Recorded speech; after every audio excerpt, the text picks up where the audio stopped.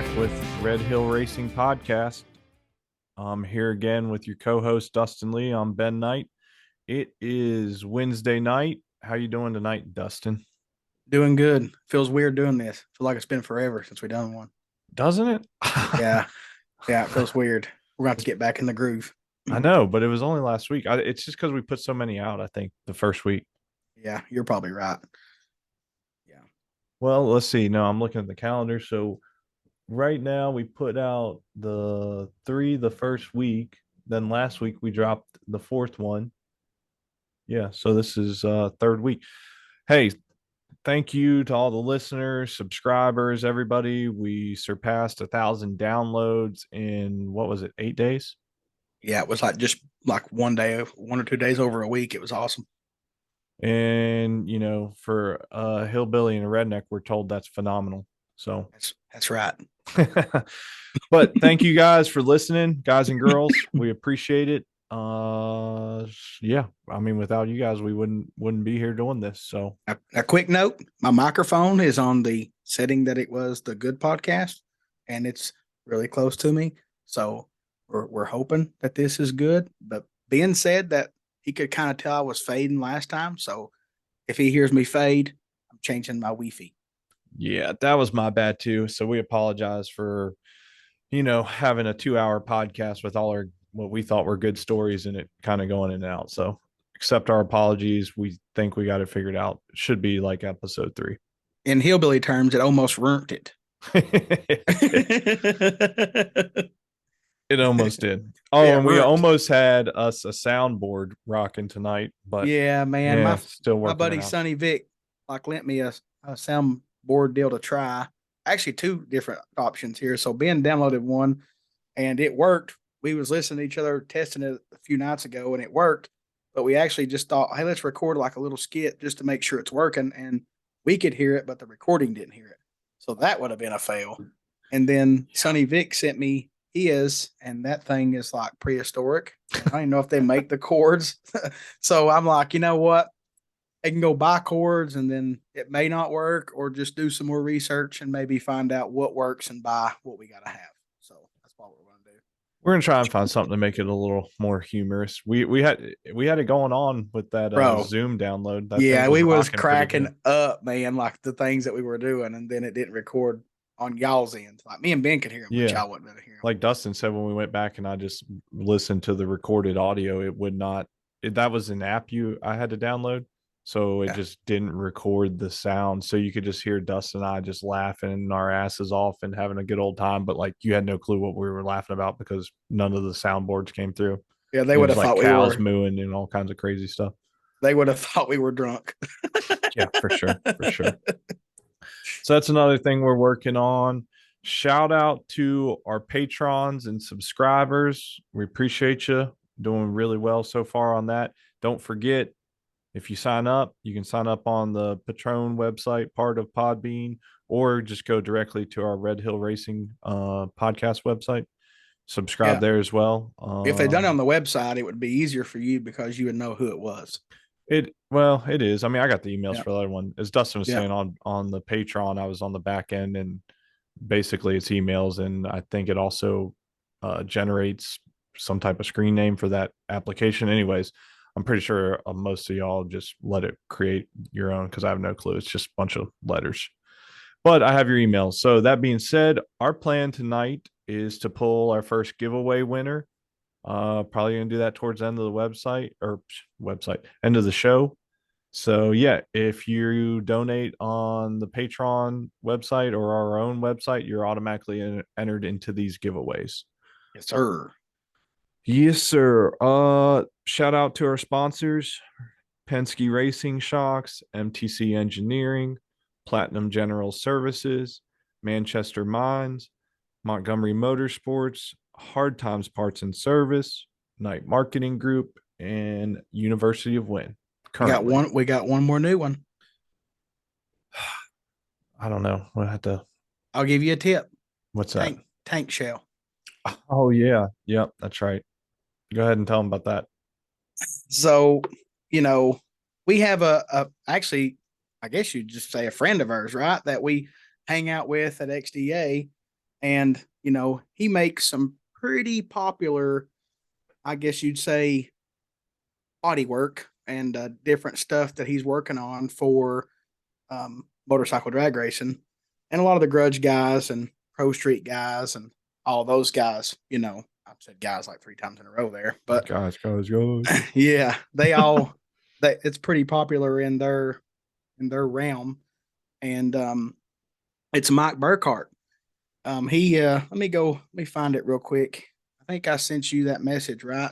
That Does he was he? Does Mike call it BMF or Yes, something? it's BMF Bodywork. Okay. And he messaged me, and let's see. I can't remember.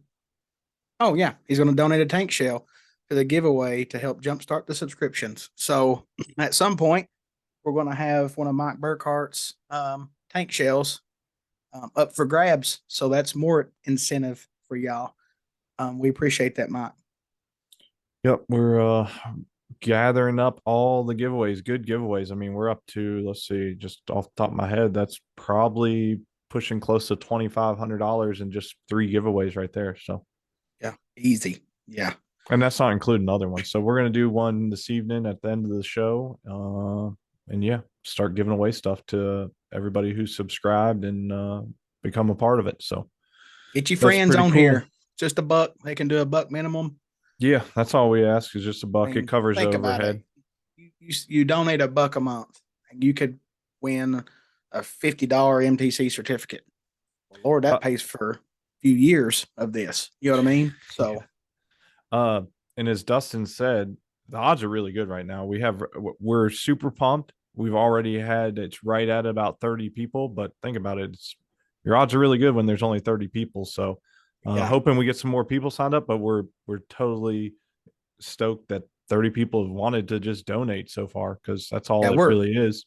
we're dedicated. So it's going whether we got 30 or 300. We're doing Mm-hmm. this. So Mm-hmm. Mm-hmm. Mm-hmm. All right, what are we going to talk about tonight, Dustin? We had some people on Instagram and I think Facebook. A couple different people had kind of brought up the question, what's the best platform to build I guess, a drag bike off of? And then we also had some kind of different variations of how would you go about building a drag bike or what type of things would you do? And that was key from components. yeah, that was from someone who told me that they're actually more of a street racer, and they're looking to get into drag racing. So kind of going to try and break that up separately into the platforms you could choose to be your basis to build a bike on, and then kind of go into some just key components that you definitely want to at least consider when starting it out. I mean, like Yeah. most things, it's you're going to take probably years building out your bike and it'll probably never be done, but hey. Yeah. How about one of mine brand new and it's just now getting to where I have nothing else I want to do to it? You know what I mean? Yeah, So, and I bought it new in '09. So if that tells you anything, it yeah, never stops. that is true. It's an ongoing process. It's an addiction. Yeah, not unless you just got the money like that, and you can just put it off the rip. But I couldn't do that. It was a Yeah, slow deal for me. yeah. At the pace I'm going, Old Faithful's going to take 2 or 3 years for me to get her back Yeah, together. 2025, the Probably, debut. probably. Well, let's get right into it then. What would be some platforms that you would look at, Dustin, if you were going to build a drag bike? What would you say right off the hit? Obviously, a Suzuki Hayabusa, For probably a sure. Kawasaki ZX14. Um, I mean, Gixter 1000. That'd be the yeah, third one. a Gixxer. That's The probably most the common, yeah. in my opinion, like if you walk through the stage lanes when Pro ET was running and all the newer stuff, that would be, what you're looking at for the most part. There's still some OGSs and KZs out there, but it's just getting where technology is kind of getting away from them. Not taking nothing from them guys because them old bikes still, do the job and get it done. But it's Mm, just easier to go buy a Hayabusa and build one. yeah. Well, that's something we can touch apart kind of when we get into part two that you just Yeah. brought up that I hadn't even considered. You can get some hellacious deals on some old school stuff, and just go drag race Yeah. it Well, I immediately. mean, So, saying that, Mike Konopacki just now sold a 73 Z1 for $50,000 at auction. So I don't know if we can afford that. yeah, yeah, that is true. That is true. That So, was very, very cool for me to see that. Yeah, that was wild. The thing was pristine. I saw a little bit of what you're talking about. So congrats to him. That's a lot of money. Yeah, it's awesome, man. So, what would you maybe let's go some pros and cons of the different ones. Obviously, you and I are big Busa fans. If you didn't know, that's what Dustin and I prefer. I'm trying to think of a con of a Hayabusa. All right, I got a con. I got a con. So there's Okay, one thing about a Hayabusa, or a couple things I can think of. We'll do the cons first because it's easy and it's a short list. The cons of a Hayabusa, one would be the OEM clutch isn't as good as like a ZX14. correct. The other one would be when you get certain sidewinders, it's a pain in the tail to bolt them up. The ZX14, the way the bolt pattern is on the pipe and the room, the way the motor is, you just got more room to like do it. On a Hayabusa, especially if you have like the style exhaust that's four head pipes into one collector that's 4-to-1, they get a little bit more difficult. The ZX14 is for sure easier. But man, that's like a very couple minor things. Yeah, that's That's the minor. only two things that I could think of that's like a negative, you know. Um, they're the 350 Chevrolet guys. Like, Yeah. I mean, I don't care if you Chevrolet guys or not, 350 Chevrolets are everywhere. And it's just, they're just tough. They're dependable. And I mean, at this point, the Gen 1s, you can buy them pretty cheap. Yeah, and basically what you're working with for the most part is what 22, 23 years of three different generations, but for the most part, at least Gen 1 and Gen 2 stuff, it's dang near interchangeable. Well, I mean, another perfect example would be the MTC Gen 2 clutch or the slider for a Hayabusa fits all three versions. Yeah. So, like, on a ZX14 or a GSXR 1000, they really don't. They're not the same. They're different ones. So the simplicity of that alone as a drag racer is nice, and the parts availability is insane for a Yeah. Hayabusa. You know, So that's so basically the Hayabusa, as Dustin said, is the 350 Chevy. It's man, we're widely mess available. we're messing this up. Why? Booster. The Boosta. Get It yourself ain't a a Boosta. Hayabusa, it's a booster. Hayabusta. The Hayabusta. Yeah, I I like got a that. friend that calls them Hayabusa. Hayabusa. I've never heard that one. Yeah, I know. He's the only person I know that says it that way. I've heard the Boosta though. So yeah, you have basically 20 years of parts availability from OEM type parts. They're pretty much interchangeable for the most part. It's aftermarket wise.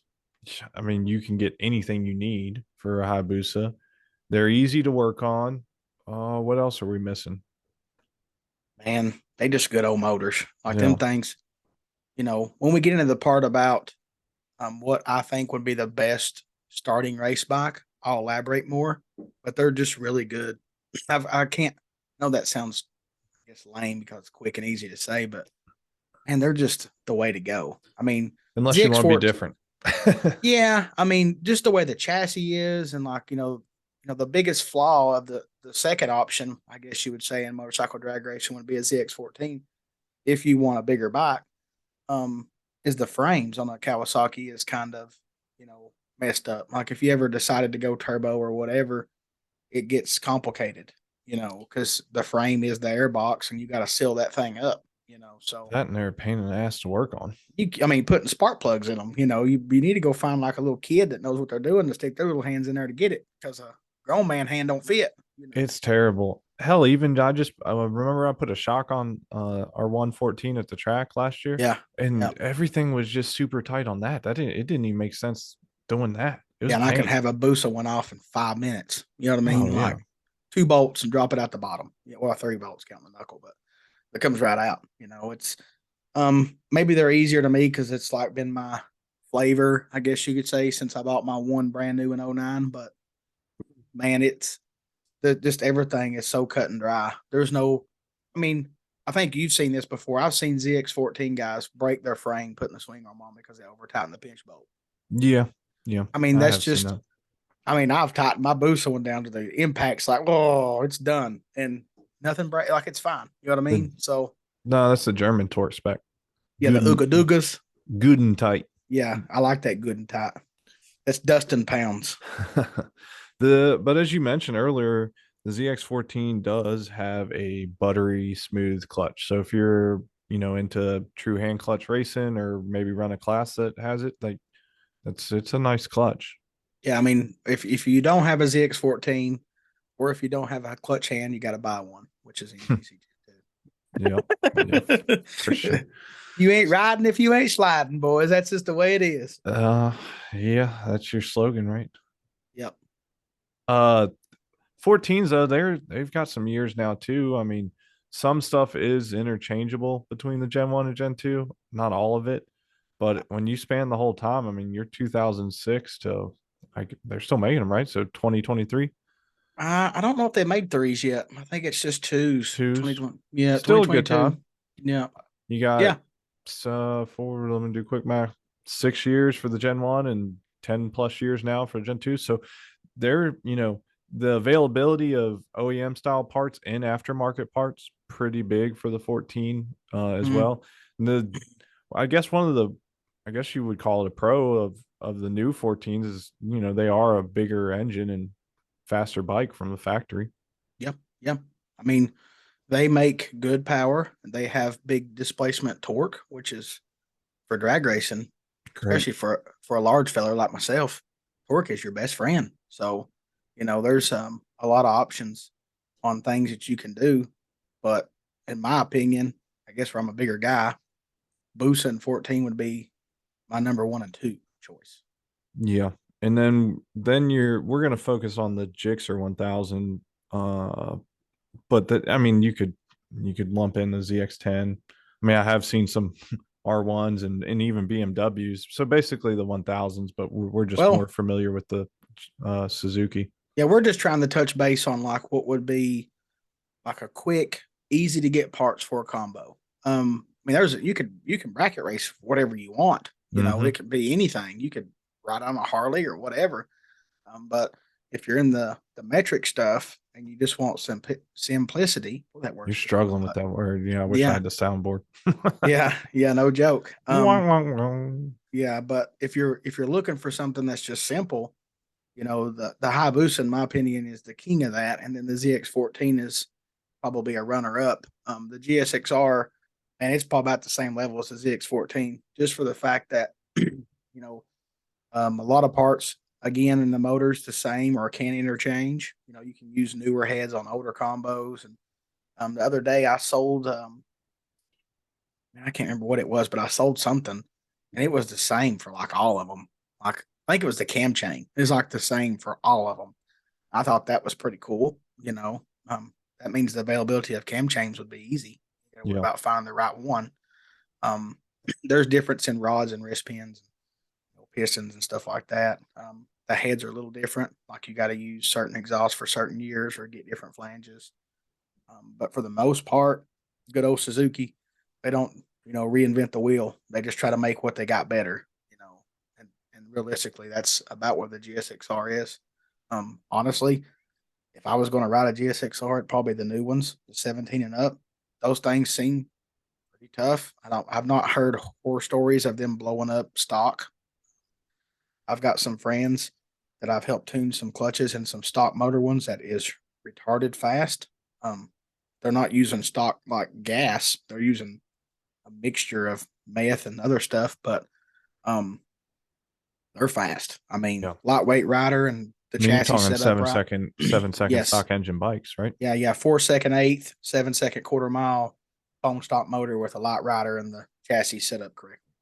It's and the light bike, of course. They're already light, but they can be crazy light, compared to like both my bikes are probably, of course, Busa's Gen 2s are like 465-ish. Um I've seen pictures of the new 1000s being in the 300 something pound range, like 370, 380. Don't hold me to that, but that's crazy. Like to think that you can pluck 100 pounds just by having a different bike, but they also don't have no torque. And Yeah. but you know what replaces that? Nitrous. Yeah, yeah, that's true. I had the pleasure of riding one this past year, Oh just one yeah, you evening test did. session, and Yeah. Man, it's just not my cup of tea. I'm not a the thousand type person. It was fun to do it, but I was completely impressed because basically within what was it, three, maybe four passes, I went 880, and Yeah, I, you that gotta. that was that's 880 on a stock motor bike. I mean, it had an extended swing arm, an air shifter. It was a stock clutch. There really wasn't anything done to it. And third or fourth pass ever on it. Never even sat on this thing. I went like 880. So I was just They just. mind blown because, years ago, or when Dustin and I started, like pretty much almost had to have a little shot of nitrous to even run crazy eights. Not that Yeah, they I run it mean, anymore, but they're very impressive engines. Like they perform. They perform real well. And once again, they've been out since 2017, and here we are at 2023. And as far as I know, they're the same motorcycle. So you've already got a 6 year span. So parts availability is going to be there, you know. And I feel like that the king of those bikes would be Cecil, right? I feel like that Cecil Towner at HTP would be like the king of the knowledge and experience with the 17 and up 1000, in yeah, I my mean, opinion. I'm with you on that. It seems like Cecil and that their crew has been on the edge, Dove cutting dove edge, in there. yeah, Yeah, yeah. from the rip. So Mm-hmm. Um, yeah, I mean, on that bike, I felt like with a couple days of testing, I probably could have consistently went 860s on it, maybe Yeah. 50s, but that's just my riding level. So, Well, I mean, just my thoughts on it. you just gotta suck. You know, them things is you just gotta gut them out of the hole. Like you Yeah. just gotta keep the ards up and apply as much clutch as possible without dropping them. Because once they drop, ain't nobody home, ain't nobody down there. Uh-huh. You know. So maybe what we should do is kind of pose some situational stuff of what model would be better. We kind of talked about this a little bit before we started recording, but let's I say mean, if you were what just let's say you wanted to go drag racing, but you wanted to go really fast, and just have fun and ride the bike. I mean, maybe a new thousand, not even just a Gixxer, but the ZX10s, they're quick too. if you're a small rider, let's If say you're a small rider, yep, that's what we 190 forgot. to less, 190 pounds or less, I think that if you're just wanting to have a high performance, probably the fastest bike you can buy with your money without going with like a H2, that's a different whole level. Yeah. Um, I feel like that's probably, to be honest, the fastest motorcycle if you're small. Um, if you're not small, man, then they're geared so high too. Like I mean, they almost have to have a low ratio first gear from the rip to make them a race bike. But if you're not, it just depends on what you want. If you want to go Well, that's why I fast, was saying. yeah. If you want to go fast and you're small, that would probably be the one. That would be. I mean, you could get a Busa and spend a little money in the motor and probably go faster, but out of the box, like just a normal stuff like swing arm air shifter, and if you got a decent clutch hand or willing to learn to get better at riding, then that would probably be it if you're a little person for sure. I think Yeah, I so. mean, you could go anywhere from, realistically 820s to 880s on a new thousand, even if it's ZX10, Jix or whatever. Yep. Heck, we've seen BMWs go that fast too. I mean, that's stock motor stuff is what we're talking. We're talking in that range of 820 to 880 is completely doable for most people. Now, Yep. and we've already said too, there's people running 790, 780s on these things stock motor. Yeah, I mean they've got a lot of money invested in chassis and electronics and Right. stuff like that, body work and all that. But I mean, you say that though. Also, when we have a really good friend that's wasn't light, and he had a Busa that run 870s stock motor, which is Spencer. You know, so I don't know. It just depends on your size. Now, could Spencer get on one of those bikes and go 870? Absolutely not. It ain't happening because he's just not. He's too big. You know what I mean? Yeah. Like, but when it comes down to the fact that you need the torque for being a heavier person, I physically have watched him run, you know, low 50s, high 40s in the eighth mile, 550s and 40s, and 7 or 870s and a quarter, at 225, 230 pounds. That's pretty good, for a Gen 2 Busa. Well, that's just kind of what I was saying about framing it up. There, you kind of got to Yeah. look at your situation when you're looking at the platforms. Are you a Hmm. lighter rider and just going fast and really getting after it on those thousands? Is that your thing? Then that's probably the platform for you. Are you a big guy? Are you 250 plus or over 200 pounds really and want to rely on the bike? Then yeah, you want to get something with some torque, at least a Busa, if not a 14. It So also depends on what you're wanting to do, yeah, because I didn't speak on it earlier, but I have a motorcycle in mind. Well, a version of a motorcycle in mind for bracket racing. Where you're not really concerned about how fast you go, just want a good start. That people probably won't expect me to say, to be honest. They probably won't expect me to say what I'm going to say, but I have a, it just depends on what you're wanting to do. If you're wanting to go fast, I think if you're smaller, 190 or less, the Gixxer is for sure 17 and up is the way to go, just for the fact that you got a light combo and then you're not heavy to hold it back. If you got some weight on you, and you want to keep the clutch stock, I feel like a 14 would be a good one. But yep, also, if you got a good clutch hand, you can make a Busa go the same as a 14. It'd be hmm heavy. So, I mean, there's going to always be like that Kawasaki guy or that Suzuki guy. So, if you roll in the situation Suzuki guy, well, are you big or little? That's going to be the next question. And then if you're a Kawasaki guy, why wouldn't you buy the 12 and newer? If you wanted a big bike like a ZX14, or if you wanted something light like the Gixxer, it'd be a ZX10. But the parts availability for the ZX10s is tough. Really tough. yeah. Yeah, there's that's why we kind of want to touch a little bit on all this stuff, just throwing out some ideas for And you maybe can't people forget that the don't understand. BMWs. They're fast, but the parts availability is rough. You know what I mean? Like rough, rough. You just can't just buy. It's not easily accessible to get stuff, and the clutch plates on those are super expensive. There's really not many options. I think APE makes them, or you got to buy OEM, which is outrageous. So you just got to pick your battles. Like if you're just wanting to be a budget, go racing, or do you want to just go as fast as you can go? You got to pick what's best for your size and then send it. You know. Yeah. Yeah, so I mean, we could go on and on. We could get into it more. We can get into the specifics, but as I Dustin mean, said, it's kind of situational. That's why I wanted to throw out some ideas on situations, and yeah, you covered that pretty good too. yeah. I mean, if I'm not like the brand loyal type guy, but I've just got so much history in what I do. I don't really want to change what I everything that works for me. And if you're starting out from scratch, you don't really know. So that's what this is for. It's just kind of like listen to us kind of give our opinions. And it's just opinions that we're not 100% accurate on anything, but we're just trying to help you make a decision if you're wanting to get into the sport, or maybe you already have a GSXR 1000 that you roll race and you're like, man, I need to get off these streets, and you want to go the drag strip. Well, you know, you can still do that. You're just going to have to either decide if you want to fight the clutch or buy a part that does it for you, or leave it stock wheelbase and race super stock. You can Yeah, pick, you know. yeah, that's true. What I don't know. It's kind of a good segue. That didn't take as long as I thought. Maybe we didn't I cover mean, as much, but there's I'm so ready much to you could go surprise into. people on the bike that I choose for bracket racing. If you don't care about speed, you just want reliability and consistency, and they have a good time and not spend the most amount of money. I have a good option for that. What's that? Gen 1 Hayabusa. Oh, 100%. And I feel like people wouldn't think I would say that. They would probably think I would say a Gen 2, but No.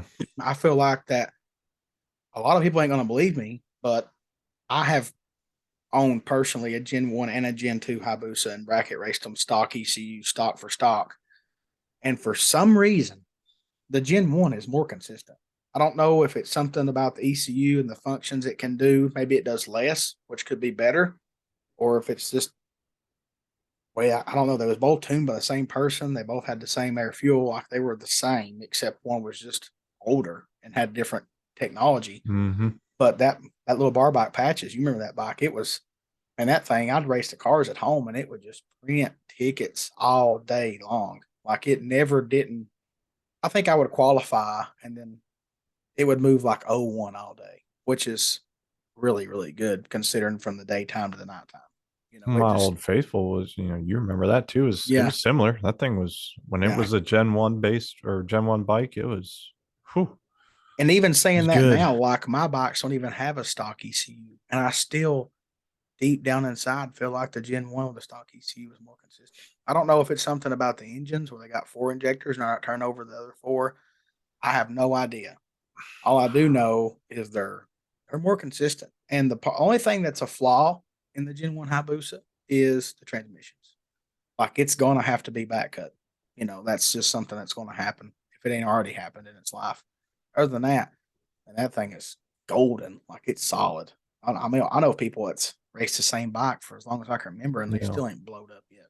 You know what I mean? So Well, so that's a good segue into it. And I mean, I believe you when you said that. I thought you were going to say something completely off the wall. So let's frame it up. If you were looking to get into drag racing for as cheap as you could do it, that's what you would choose, right?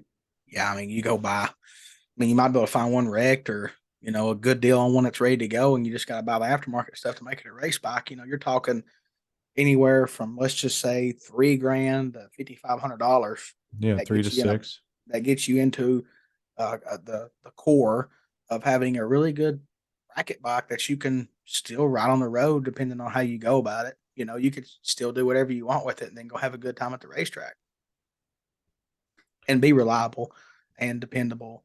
Those are, and you'll probably agree with this. A Gen 1 Hayabusa is like the ultimate 6.0 950 motorcycle if you're a decent, like, average size person. Yeah, they're really good for that.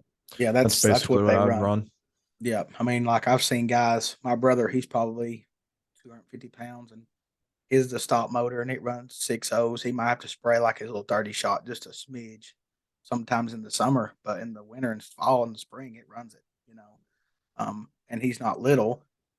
It's kind of a race bike. It don't have a headlight or tail light. It's got race body work and it's light, but for the most part, it's stock. I mean, it's got Yeah. a swing arm, just normal stuff. Well, and going back to the model years and stuff, Gen 1 99 to '07, they're old enough now, as Dustin mentioned. I mean, you can find hellacious deals, 3 or 4 grand for, basically the whole bike, what you need to base it off of. And then from there, get some used parts. That's how I built my first bike. I think I had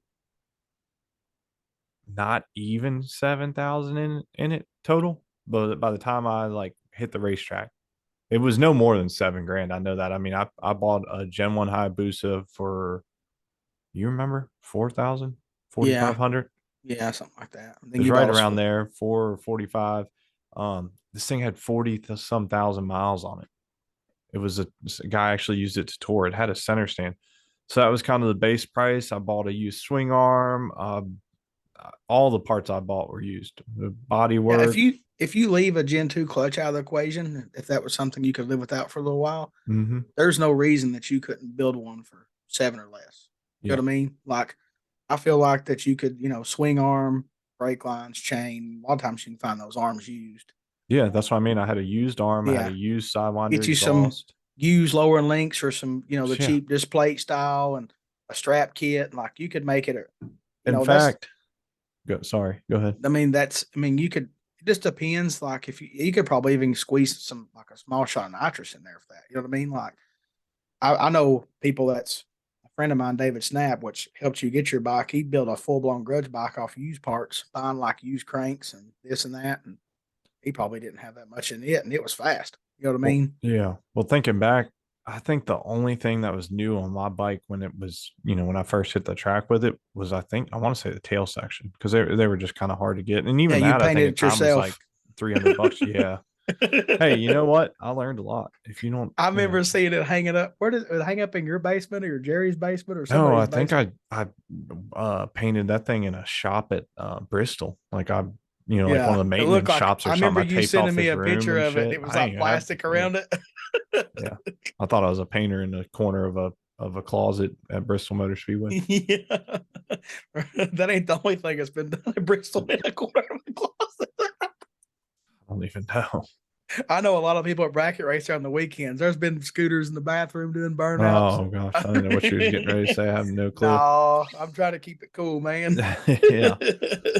So you can get started pretty inexpensive, and going back to what we were talking about too, you can find good deals on just turnkey drag bikes too, if that's your cup of tea. I mean, some of those will require, somebody to push you around or haul you around, but some of them don't. And I mean, you've probably seen it too, haven't you? You can get a drag bike ready to Hey, go, man, there's three, times four, you can five. buy. There's times you can buy a already built street bike that's ready to go for cheaper than you can build one. You know what I mean? Yeah. Like, I mean, it just depends. Like, it's common for someone to build a race bike and race it for a couple of years and something happened in their life or kids may be doing sports or whatever. They just want to sell what they got and then start over later when their kids grow up. And there's times you could snatch one up at, I mean, a really good deal and it's more value. It would cost more to build it than it would just to buy that one. You know what I mean? And that happens. I see that a lot. Like I'll see a bike going, dang, that's a good deal. You know what I mean? So um, it just depends on your level of patience. Like I'm not that guy. When I want something and if I can afford it, I just want to get it done. I don't want to wait around for the deal. Kind of like when I was looking to buy a motorhome, I got tired of looking. So I was like relieved when I finally bought one. I was like, oh, it's over. I don't have to look at marketplace no more. You know? But it just depends on what you're looking for. If you're looking to save $1, better have patience. If you Yeah. just want to get on the racetrack, there's times you can buy one ready to go. You ain't got to build nothing, you know. And that comes back to the built not bought, whatever people want to say. I don't care as long as you're Yeah. racing. Yeah, as long as it goes down the track, what would let's hit some of the key must-have components if you want to go to the drag strip. Just the basics. Like you know, yes, you could go to the drag strip stock wheelbase. Not a lot of people do. I So mean, I feel like the biggest key component would probably be an air shifter, right? I mean, even if you were riding a stock wheelbase, air shifter would be nice. You know what I'm yeah. saying? No, it would.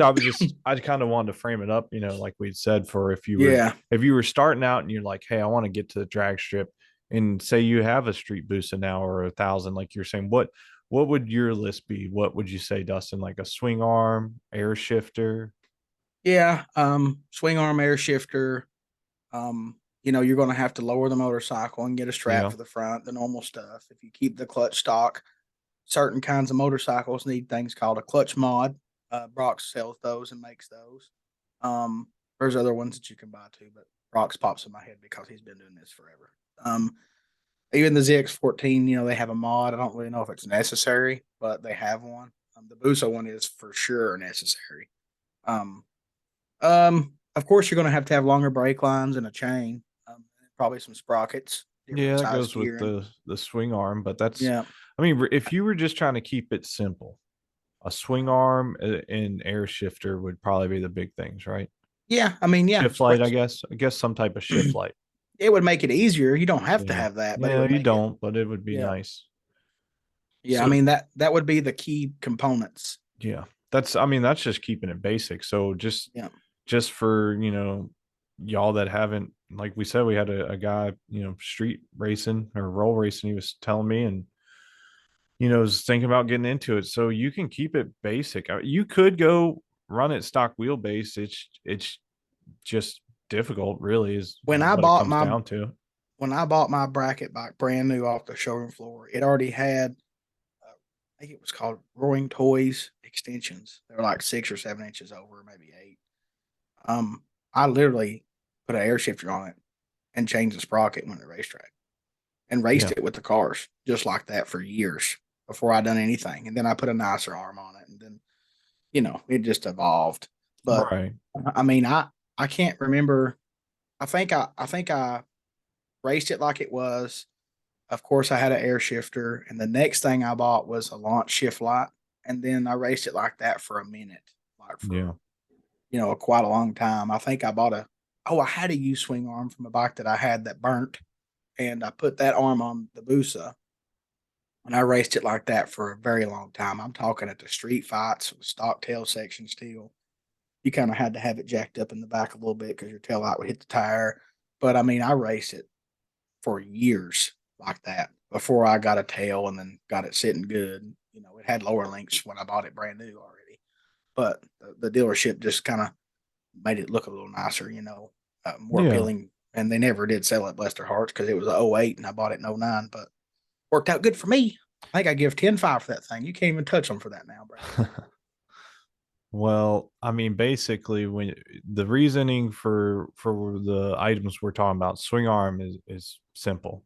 The longer the wheelbase, less likely you are to flip. So, Yeah. especially if you're new to things, and I mean, it is kind of a safety measure, but it's also makes it easier to learn how to ride and launch your bike. And So, saying that, you don't like longer the wheelbase does keep you from wheeling, but also when you get so long, then you lose traction. So Well, right. You don't want to be 80 inches with a stock motor, even though I have some really good friends that I give them a hard time by having limos that run 6.0s, but I hope they listen to this because they'll crack up about I know exactly what you're talking about. Yeah, they you are know who rough they on them. are. Yeah, yeah. Dustin's rough. And I give them a But hard time, but yes, no, you got to have that's why a we're talking little, about a swing arm. I mean, like we said, yeah. you can go stock wheelbase, and if you're a really good rider, that might be your jam for sure. But You said that, and I raced my bike with those extensions for a little while, and then for some reason, I just kind of wanted to go back to the struggle bus to ride stock again. And I took my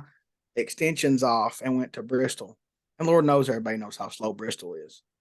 And it being stock wheelbase, but it did have an air shifter and a stock clutch and a shift light and all that stuff. I think I still run like 970s at Bristol, which is pretty freaking good for a big guy, which Bristol's always a tenth slower at least than everywhere oh, you go. at least. I have some old videos somewhere of me riding it, and it's kind of just packing the tire. I've done pretty good. I wanted to do it just to, sometimes I miss that, even though my bikes are full blown, Yeah, they've it's something got different. all the parts. And I mean, you may see me in Street ET on old Trunchable this year at XDA, which is stock clutch stuff, just because I miss it sometimes. Yeah. I don't, um, I like my other two bikes because, they're easier. You don't have to work for it as much, but there's times I just miss holding the lever. Yeah. No, To it's each their own. yeah. Um, Air shifter, because if we're talking to new racers or new potential racers, probably ought to explain that. So Yep. basically, when we say air shifter, you're I don't know, how would you describe, Dustin? The best way to if you're unfamiliar with it completely. So you have a electronic solenoid that, has air pressure on one side, and then the other side, it sends it to a cylinder. Well, when you push a button, or if you have auto shift at a certain RPM, it kills the engine and then opens that solenoid for so many milliseconds to change the gear in the bike without having to pull the clutch in, let off the gas or nothing. It just bam right Right. in there. So when we say air shifter, we're saying you have this air cylinder, this ram attached to your shifter linkage, and then that has an air line running from the solenoid that Dustin said. And a lot of times it's just your horn button because that's close to your thumb. That's how most people wire it up. And as Dustin mentioned, when you go to shift the bike, you literally hit the button, and at the same time the solenoid opens air, which pulls the shifter up while also momentarily killing either the ignition coils or fuel or both. Yeah. And And I that mean, just some bikes these days have quick shifters from the factory. So then you right. don't even have to have the keel. You just pull it up. You know what I Yeah. mean? So I just wanted to explain it to yeah, anybody that yeah, might yeah. not be familiar at all. So as Dustin mentioned, I mean, it's literally hitting a button to shift. You're not pulling the clutch in. It's just a milliseconds worth of kill time, and it's just enough for the engine to unload for the to pop in the next gear. So that's Depending what we're on talking about. depending on the talent of the rider, it's usually at least a tenth, between full blown foot shift and to air shifter. Oh yeah, yeah, Give or take. It's in that area. I mean, there's some people that know how to unload a transmission without pulling the clutch in, and they can do it quickly and still be sufficient. But for the most part, it's around a tenth, which is, hey, a tenth's a big deal. That's, if you can buy that for a couple $100, shoot. There's times I like to find another tenth for a couple $100. well, that and it eliminates a lot of inconsistencies too. You It's a have lot to easier to push a button than use two components of your body to make a shift, for sure. right. So swing arm, air shifter, as we mentioned, there's a bunch of little things that you can add that aren't a lot of money. You can add a shift light. So, instead of watching the tack, which trust me, we've all done it, I've taped up the tack, and when when the arm gets where it is, that's it. I mean, that's not bad, but it's way Or easier if you're when there's like a bright me, light. I've hit a light for so many years on my bikes. I've listened to the motor before and hit the button and light flicker because I just know Oh the yeah. sound it makes. You know what I mean? Yeah. So But as that, far as getting going, if you're getting into the sport, shift light is it's something that's helpful. inexpensive that you can Very add. helpful tool. Yeah. And there's all kinds of stuff. Do you want to touch on clutches? Because that's something that, Yeah. you know, So if you want to keep it stock and you be in control,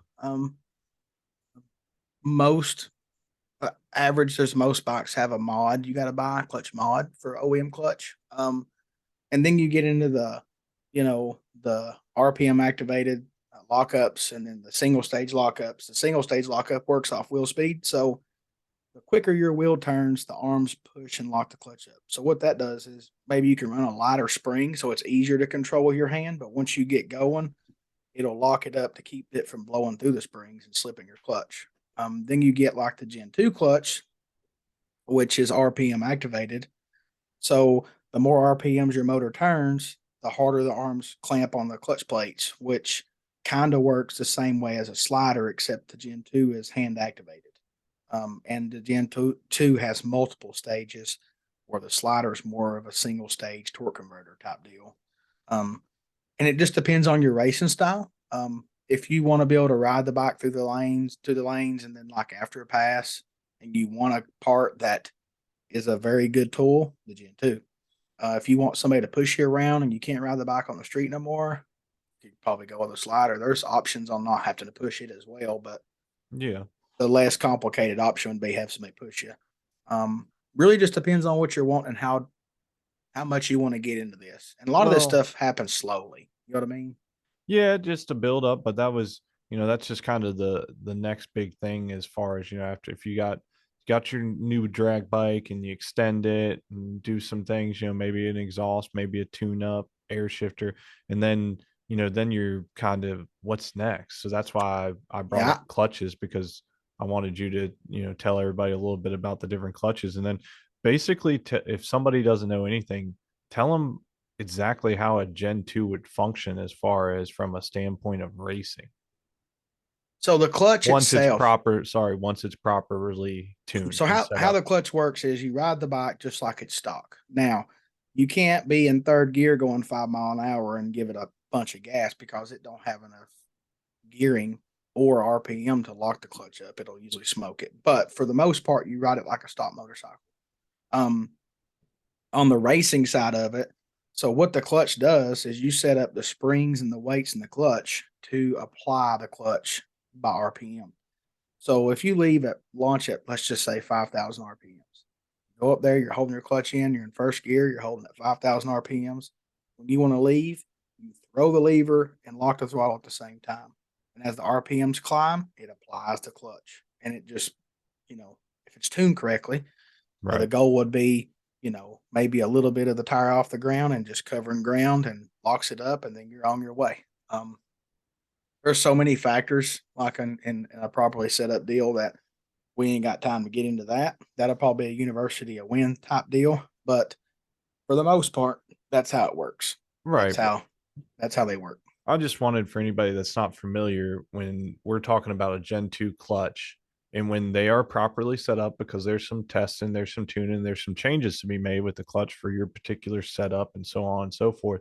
But the main thing to take away is that, and this is a great example. Say you want to go drag racing and you're not wanting to take the time or just aren't interested in learning to, I mean, I hate to say it and call it anything other than it is, basically riding the bike, because you Yeah, got to learn to ride the bike as far as launching it. it's a Launching it. finesse. You got to learn to finesse the clutch is your throttle, theoretically, when you launch a bike that's stock clutch. So if and that takes time to master it. Now, some people, get right after it and figure it out quickly. But if you and let most of the people that buy Gen 2 has already probably tried it without it, and they're like, screw this, I'm buying this clutch. And then, Right. if they buy it from somebody like myself, I help them tune it, get it dialed in, then they're on their way. And I've done that many a times. I can't think of his name right now, which might be good not to mention it, but there was a younger gentleman at STBA that like the first of this season, he had a stock clutch and I went and helped him. He done some stuff to it and I was helping him get it back together at a race. And like the next week, he was like, hey, I want a Gen 2. So he bought a Gen 2 from me. I got him set up at one night testing. And this kid, like, I think he won the last race of the year. And I'm like, man, you talk about feeling proud. Like, I was like, look, we got him set up with the right tool. He was already a winner. We just made it work. You know what I mean? Like, we got him out there and it made it a little bit easier for him. And it's a tool just like the air shifter. You push a button, it shifts. Well, you throw the lever and it leaves. You know, if you don't want to spend the time in controlling the bike and learning that finesse, that is the way to go. I mean, Right. you know, I And could that's yank mine out right now and probably have the same 60 foot, but I don't want to. I'm lazy. Just want to throw it. Yeah. Well, as I mentioned, I just wanted to kind of explain it for someone that's just not familiar with it in general. And Yeah. as we said, to even give you more more example of how that would be, instead of going up to the starting line like Dustin said, with the stock clutch, you're going to be setting your RPM. So you could still set it at 5,000 RPM. You're manually holding it, but instead of just throw in the lever, and when we say throw the lever, we're not joking. You just let Let go it of that go. clutch lever as quick as you can and then lock the throttle. And as we said, when properly set up and tuned, it's doing all the work. And if you have a stock clutch, you cannot just throw the lever because there's a couple different scenarios, but you're either gonna blow the tire off, wheelie uncontrollably, Or or bog. even I was gonna say bog stall the bike. So there's modulation. You're slipping the clutch out and like slowly letting your hand out and feeding it more and more clutch. Well, it takes a while to learn that And you can go up finesse. there and you can bog it every time, but a laboring motor is not consistent. So Yeah. if you bog it, it might be 10 degrees warmer and it's going to just struggle bus to get through that like it did in that morning. You know what I mean? Mm-hmm. So it's just an outstanding tool. It is.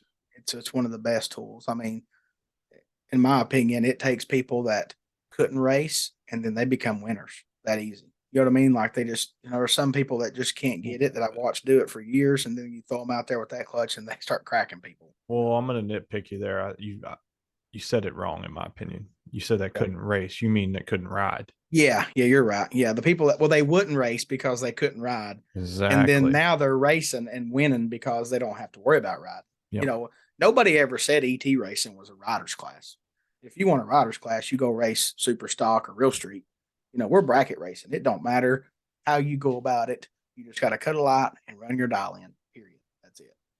Well, my brother's a good example. Steven I never I, I learned didn't to want to. ride. I I didn't don't want to care. I'll do that, call but him I out. thought about him. Yeah, I No, thought I mean about my him. brother. For He those of couldn't y'all that physically know, race if it wasn't for the clutch the first few years. Now he could probably do it, but he well, wouldn't he get as good. has, and he tried it on Yeah. his own, which I should have helped him more. But so my brother, we just threw him on a bike with a Gen 2 clutch, and of course he trusted us, and that's a big thing, and it's hard to tell somebody, but we told him what to do. We said get up there and set Now, the saying that, your set the brother launch. is one of them people that your words that you tell him become actions. Like he will listen to you. Yeah, he Like his listens life well. depended on it. Like he is. I've never went to many people that you say, "Hey, when you get down there, do this," and you'll it's like, "Dang, he done exactly." You know what I mean? Like No, he he's listens. very, very. I wish I was that good at it. So I'm listening to myself half the time. So, Well, that's just an example. As we're yeah, talking, my brother never. He had ridden some bikes. Let's call it. He's ridden some motorcycles. Okay, so it's not like he'd never been on a motorcycle, but he never tried to launch a motorcycle stock clutch. And like we said, that's going to take you. I mean, it could take you weeks, months, years to get good at it. It just yeah, depends on your skill level. he But could ride a motorcycle, but he had never raced a yeah. motorcycle. So what we did is we threw him on a bike that already had a Gen 2 clutch on it, extended swing arm, pretty much all the stuff we're talking about, air shifter. And I Yep. mean, just set him loose. And he'd been around us enough and, followed and raced some himself. So he took to it quick because he wasn't worried about riding out, the first 60 foot. That was, eliminated with the clutch. So just a comparison, give you all an idea that aren't familiar with it, but probably a We're majority of our listeners are. So we might we be are throwing all them. very lucky that he has a kid and he ain't racing He's as much. probably better racer than I am. He is. I'm telling you, like he's one of them racers that cannot race for 7 months and come back and just be just like he was when he left. You know what I mean? Yeah. His I'm, first pass might be a little iffy, but after that, he's good to go. You know what I mean? Mhm. So Mhm. very talented. So I don't know. Did we kind of touch on those two main things we wanted to talk about? Yeah, I mean, I feel A like we little touched the bit. bases. I mean, if you want my to clear it up, I was joking around on Facebook about it a little bit. It's a Busa. It's a Busa. If you're going to start bracket racing and you want to buy something cheap and affordable, it is a Hayabusa. It ain't a ZX14. It's a Hayabusa. Yeah, I mean, as Dustin said, we're biased and it's just our opinion, but they are good bikes. I don't know. Hopefully, what we said makes a little bit of sense and resonates with you. Why don't Yeah. well, we'll talk about some more stuff. Why don't you want to talk about let's do a sponsor spotlight. How about that? We Yeah, said we we were can going do to do that. sponsor spotlights. We want to highlight the It's companies that are supporting us. the one we're going to talk about is the one of the giveaways tonight, correct? It is the one of the giveaways tonight, and we've actually did a good precursor to it because it is Yeah, we have. MTC Engineering. Yep. So MTC Engineering, they do machining, they do pistons, they do sleeving and boring. Mm-hmm. They do all the engine stuff, and they also have gaskets and all that. And then a lot of people, the first thing they think of is clutches, and that is some of their big items, some of their I guess you'd say star points of their business. But I know a lot of people that run their products as far as pistons and stuff, and that's very top of the line racers. So they have really good products. Their clutches, of course, is my choice of a clutch. If I was going to buy a clutch, it's definitely coming from them. Everything I got's got one in it. Um, they have, I mean, trick stuff like tooling. Like if you have their clutch, they have tooling for it. Simple things like clutch picks. They offer those. Several items. Quick access covers. If they don't make them, they get them. They have them. They supply them. They are a very big piece of our community, always trying to evolve and step up with technology. And I mean, they make the air assist a lot of the pro street guys use, which that's a type of tool that you can have the clutch set up where it slides good down low and you can use air pressure to lock it up, kind of like a car has a lockup, kind of that deal. I think pretty much every pro street bike probably almost has that now. So they're always trying to push the envelope. They through the years, their clutches themselves has been the same basis, but they've lightened them and made them better as the years has progressed. I remember when I was a kid and different whole owner had MTC, and we always dealt with them. But Eric is a really good friend of mine as well. I mean, we've become great friends. We talk often, and they have outstanding products. So that's kind of a little spotlight for them, and kind of us just showing thank you for their support, and also thank you for doing what they do for the sport itself and everybody that's in it. Yeah. Yeah, so I mean, as Dustin said, MTC Engineering, really well known for their clutches. That's probably what, I don't know, 90% of the racers are running if they got a clutch in their bike. So that they sell the Gen 2 clutches that we've been talking about for probably the past hour now. They sell slider clutches, they sell pistons, they have lots of great products, and we're excited to give them a little spotlight and shout out because they're supporting the podcast. So They also they support the sport. They're every yes. series and sanction. They're sponsoring something. They're usually a super comp. It's our kind of cream of the deal there. They always sponsor it, and I really urge people to support companies that support our sport because without them, the sport wouldn't be here. Yep. That's a good one. I when you were talking, I meant to say that, but then I Yeah. forgot. But Dustin's It's right. I really mean, hard when you're building a bike not to talk about them guys. Like their products is what makes our sport great. So it's hard not to, like we're talking about building bikes, and you can't build one without mentioning them. You know what I mean? So yeah. Well, like you said, they support our sport. They're at some of the events, trackside, providing service or advice, or just selling what you need. They'll sponsor series classes, so just all around good bunch. Eric and his crew. So we thank them for supporting the sport and also supporting our podcast. absolutely. So tonight we're going to do what we said, $50 gift certificate from MTC. Yep. You want me to do that? Go ahead and get one. Yeah, I you want got. to talk. We're This going to is do a not long enough. random. Well, we're not done yet, but you're I going to do know. a random. You're going to do a random number draw. He's using random.org. And basically, he's going to put the numbers in from 3 to 30, I think, right? Because Yeah. the first So two was friends that just made sure it worked, correct? yeah. Well, so I just created a spreadsheet in Excel and Yeah. just titled it giveaway names, and then I just put me a little space. So technically, it'll start from I put everybody's name or email or computer generated letters as Patreon was doing. But Yeah. long story short, I got a list in Excel.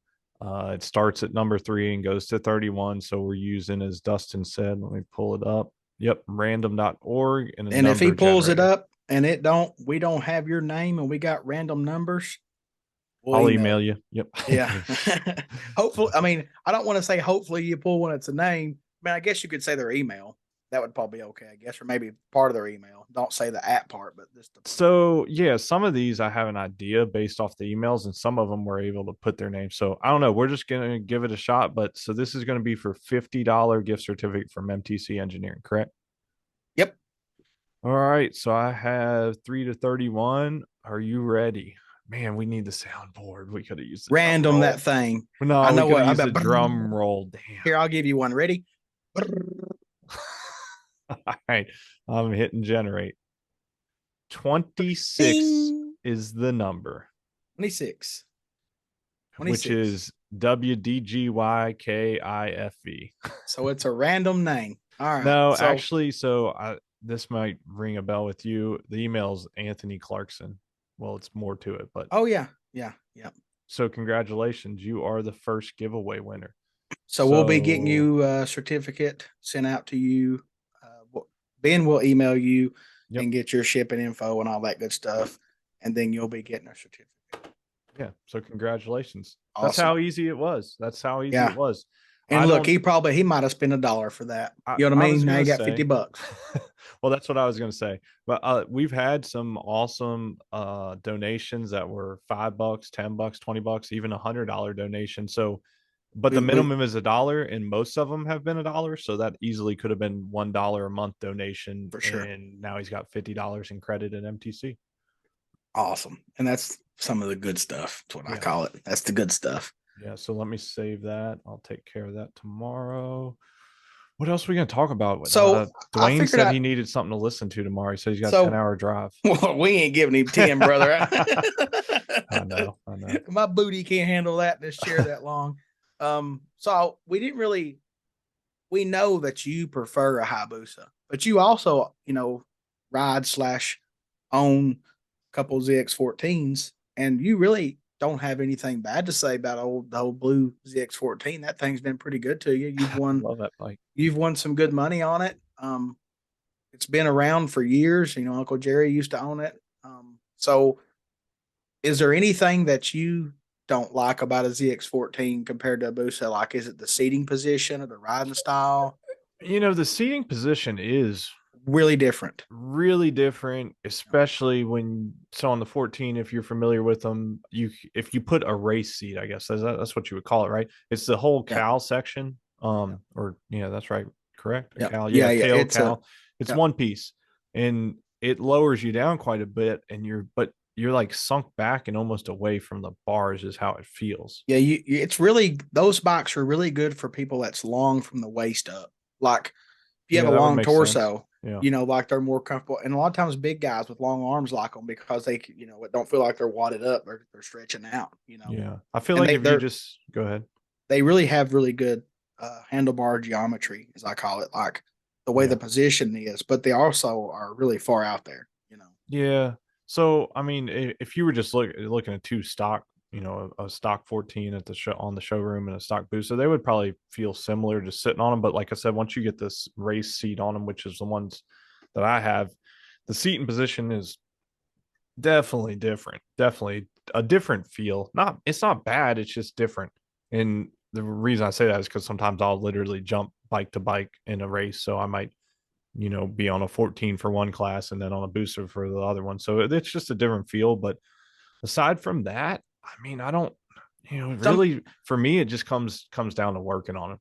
And something something I've always noticed about a ZX14 is when you're sitting on it and you look down, it looks so wide. Like it to me, it seems wider than a Hayabusa. Like just the over, I guess because the way the dash is or something. Like it just feels larger. no, I know Even, what you mean. Like I yeah, said, for me, it's kind of just I feel like I'm seated more or back more on it. So I'm just not up over the dash as much or over the tank. which could be good for traction, but bad for wheelies. You know what I Yeah. mean? Like if you feel like you're stretched out, But but you no, can my only make gripe pads. is like we said, you got to find, a 7-year-old that you can tell them to change a spark plug. Just simple stuff is just annoying and frustrating on them. Yeah, me and Uncle Jerry done his at Rockingham one time. His bike was breaking up, and I was like, "Have you changed the plug?" He's like, "No." So we done one plug between each round until we got all four of them, I think, or Yeah. maybe there was an oil down and we finished them, but it was rough. Like you couldn't get to them all. And his bike thankfully had a 3/4 race upper, so it was a little better because you just yanked the whole upper off and then it was just there. Oh, that's But there, another thing. Sorry. Go ahead. it's so hot, and yeah, I know where you're going. The body work, Yeah, the body jeez. works being ass to get off. I don't know. Yeah, I mean, look, here's the basis of it. A ZX14 is a phenomenal motorcycle, especially for drag race. It really is truly great. We're yeah. just a little biased because Dustin does all of his work and I do most of my work on bikes too, and they're just frustrating to work on. That's all. Yeah, and I mean, I will say it ain't really necessarily the motorcycle's fault because as technology goes and bodywork gets more elaborate, or I guess you could say like different styling, the bodywork seems the newer the motorcycle, the harder it is to deal with. Like Yeah, I remember when a that Gen is 2 true. Busa come out, everybody's like, "Oh, them's a pain," and now it's like, man, ain't nothing. But a Gen 1 is like way easier. A Busa is to take apart than a Gen 2 is because the Hmm. side panel don't have to go inside of one and pop in an air duct and all that. And I've done things to make mine easier. You know, there's rubber grommets in the air duct that a push pin goes in the factory. I just cut that. I just took the rubber out of it, so it just goes right in there. You know, and plus it's sometimes those rubbers can get pushed into your intake tube, and if you don't run an air filter, guess where that's going. So, I just eliminated that thought altogether, and to make life a little easier. But at the newer bikes, like I've heard that the Gen 3s are even worse. Like they're the Gen 3 Busas, very complicated to work on, like the body work and all that. And I haven't had no experience with those. I may own one day, but right now they're just not doing nothing for me. Like I've got stuff that's faster than those. You know what I mean? And I feel like old Trunchbull will probably be faster than a Gen 3 Busa, even though it's not stock. The motor is, but like the bike ain't. But um, the like I couldn't imagine taking an H2 apart. You know, them things look very complicated, bodywork style. I've never worked on one, but I think I might have Have put a Power Commander on one once. I have. Yeah. They're Are they terrible. complicated? Oh, Yeah. they're See what I god mean? awful. The dude, the I don't know if they're still the same, but when they It's a first came out, Kawasaki too. So well, no, get this, when they first came out, and it's probably still the same, like just the standard H2, it had this special paint that was like, I don't know, I don't basically, long story short, you could F it up real easily. And because it was just this, it was kind of like a color changing type of paint. Anyway, everything about it was a pain. yeah, if I you feel paint like, it, you got to paint like a whole panel, and then hopefully it matches. Top deal. You couldn't just yeah, fix a scratch or. And as people that works on motorcycles, because you used to do that at Brock's a little bit, right? Take a brand new bike apart for that's what I was guys. talking about as far as Yeah. H2, man. I've So, taken those apart a you're thousand like, man, times. if I scratch this, the boss man gonna kick my butt. You know what I mean? Yeah. So, I mean, I used to, of course, my dad had a salvage yard, so I worked on some pretty nice stuff there. And then I also helped David at his shop a lot when he needed me. And I always, in the back of my mind's like, well, if I scratch this, I want to pay for it. You know what I mean? So you have to be careful. And sometimes they're just so hard to get off. I've had body work where you're pulling on it. You're like, golly, like, I want that rubber let go. And you think you're doing something wrong, but it's just a rubber grommet that's just holding it in. And No, I've literally, the newer the bike, the harder they are to work on. And Kawasaki just, they're on another level, unfortunately. But they do yeah, have a pretty good platform. Um, I think the Gen 1 ZX14s are tougher, like as reliability than the Gen 2s. Because the Gen 2s almost have to have oil mods. Not unless they've changed something since the 12, 13s, but I sell a lot of oil pump covers and gears and relief valves for them. yeah, there's some small things that you can do that Yeah. are, kind of When here you and got a there. Busa, you don't have to do that. We I'm not better just pushing stop. my Yeah, I was brand. gonna I'm say just saying like, I mean, I'm just giving the facts. Like let's let's talk about because I feel like we're just dogging ZX14s. They're not that bad.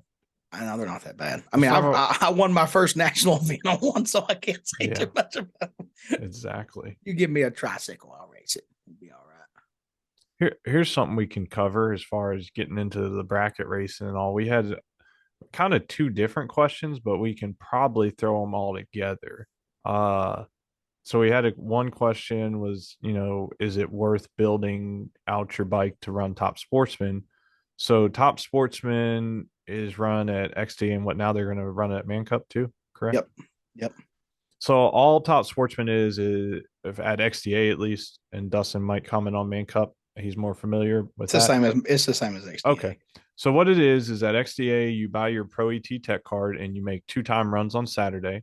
And the quickest 32 bikes in those time runs, they'll keep a little qualifying sheet with the quickest 32. They're automatically into Top Sportsman. And what that is just the quickest 32, and they run off for a whole separate purse. It actually doesn't cost you anything else because it's included with your Pro ET.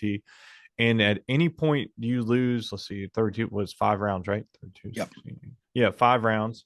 And if at any point you lose, you just drop into that round of Pro AT. So you go up for Top Sportsman. And if you lose first round, you just go into first round of Pro AT. Yep. Lose second round, so on and so forth until there's a winner of Top Sportsman, which what they race for 2000 at XDA, I know for sure. Yeah, Man Cup I think it's the same. Okay. So probably, or Dustin says it's the same. So you're racing for an extra $2,000 to win. And at any time you drop over, or if you win, you end up going into 6 round of Pro ET, which is usually what, like 5 grand. eight or less though, 8 or less Yep. bikes, And semis. and $5,000 to win.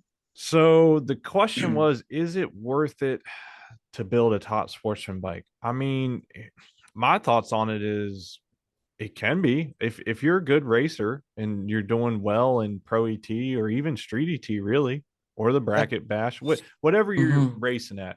If you're doing well, yeah, it very well could be beneficial because instead of running for one purse, you're running for two for the So same entry. if you want to be labeled as like fast, I think that if you want to be like some people want to be fast, right? Everybody wants to be fast, but some people just want to go fast. So you could run Top Sportsman, and if you're a decent or good bracket racer, you could be racing for a free 2 grand. Theoretically, you're racing for 7,000 to win, Right. 2 grand to win Top Sportsman, and 5 for Pro ET. So if you wanted to be fast and be labeled as like you qualify for Top Sportsman, um, that would be a yes for me. That yeah, you should do that if you want to go fast. But you got to figure out the balance. Like, what does your bike run now? What would it take to make that Exactly. motorcycle run 8.0 or 8.15? Sometimes it might be 20s, but for the most part, you got to run 8.20 or faster to Pretty qualify. much. That's I that's a usually good one. I usually send mine if I see a seven anything, I'm good. Most of the time. I've had been 770s and I have been 790s. It just depends on how good the area is and how much I want to push my stuff that weekend.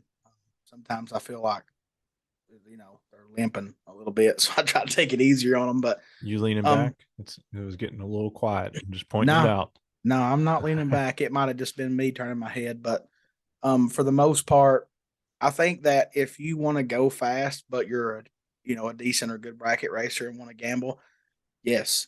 I mean, I love Top Sportsman. They've changed the format a little bit. Used to, we would run right down with the pros, and it was very cool. You'd go down with the pros.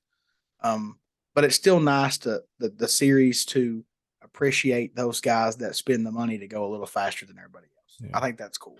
Well, I think what you said probably makes the most sense. If you're running, Pro ET, Street ET, whatever it is, whatever class you're running, if your bike is running 9.0s or 920s or whatever, it's going to take a lot to get down to where you can run Top Sportsman. So that might not make sense. You get to race for another $2,000 on the weekend, but what do you have to spend? Do you have to spend 8 grand, 10 grand? I mean, how Yeah. it all depends on how to get there. So as far as that question goes, it's really situational, like most things. But yeah, I mean, if heck, we were talking, if you like going fast, if you're a lighter rider, if you like the new thousands, I mean, you could literally buy a brand new ZX10 or a Gixxer 1000, put the swing arm on it, put an air shifter, you Possibly know. run it on motor. If not, throw a little 40 shot on it. You're in. Well, yeah, so you could potentially be running Top Sportsman with a basically stock engine bike. And yeah, you can always put a little bit of nitrous on